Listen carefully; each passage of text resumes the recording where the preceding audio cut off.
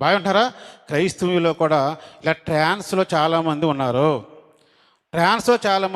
వాస్తవ పరిస్థితులకు వచ్చినప్పటికీ చాలామందికి ఏమీ దేవుడి నుంచి కలగటం లేదని బాగా గుర్తుపెట్టుకోండి.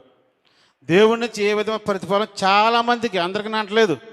మీకు మీరే ప్రశ్నించుకోండి.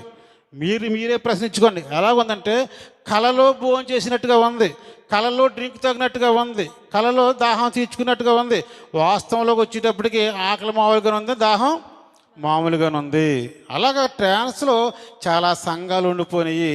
అలాగే మొదటి శతాబ్దంలో కూడా ఒక సంఘం, చాలా సంఘాలు ఉన్నాయి, ఒక సంఘం గురించి మనం చెప్తాం. అలా ట్రాన్స్లో ఉండిపోయింది. దేవుడు నాకున్నాడులే, నాకు ఏం ప్రాబ్లం లేదులే, నాకు ఇచ్చేస్తాడులే అని ఒక ట్రాన్స్లోకి వెళ్ళిపోయిందండి ఒక సంఘం.